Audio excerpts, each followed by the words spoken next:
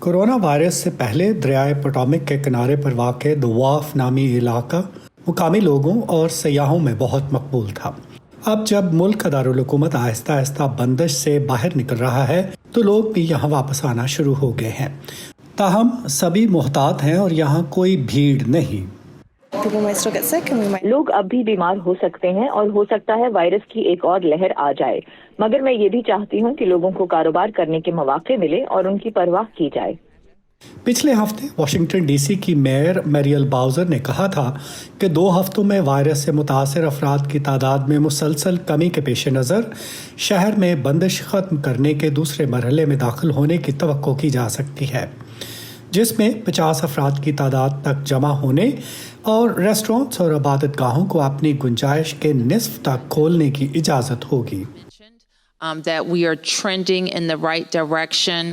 इन आदादोशुमार को देखते हुए हम दुरुस्त समत पर हैं। पिछले 13 रोज में वायरस के फैलाव में कमी आई है, शरह मुस्बत रही है, हेल्थ केयर में भी इजाफा हुआ है और हम इसके फैलाव के माखज़ तक पहुंचने के बारे में दुरुस्त समत में जा रहे हैं। एक मुकामी यूनिवर्सिटी से फारुगुल तहसील तालिबे इल्म 3 माह की बंदिश के बाद कारोबारों के खुलने पर शुक्रगुजार हैं, क्योंकि इसके बायस बेरोजगारी में इजाफा हुआ था। मैं जानता हूं कि अभी हालात वो नहीं जो होने चाहिए, मगर मुझ जैसे ग्रेजुएट्स के लिए जो मुलाजमतों की तलाश में हैं, ये उम्मीद अफजा सूरत हाल है। फ्लोरिडा से आने वाले एक सयाह का कहना है कि डीसी को गर्मियों के मौसम में इतना सुनसान देखना एक गैर मामूली बात है।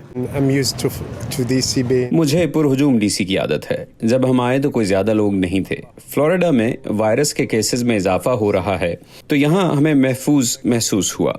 यहाँ सब ने मास्क पहने हुए हैं और लोग समाजी फासले का ख्याल भी करते हैं, जो बहुत अच्छी बात है। हैना स्कूल की तालिबा हैं और बंदिश के दौरान उन्हें ऑनलाइन क्लासेस लेनी पड़ी।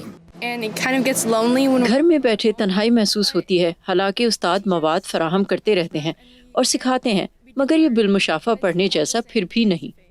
अब जब कुछ लोग बाहर निकलकर गर्म मौसम से लुत्फ अंदोज हो रहे हैं, बहुत से अभी भी इसलिए मुहतात हैं कि मालूम नहीं वबा अभी और क्या गुल खिलाएगी। कैरा कुस्तरेची के साथ नदीम याकूब, वॉइस ऑफ अमेरिका।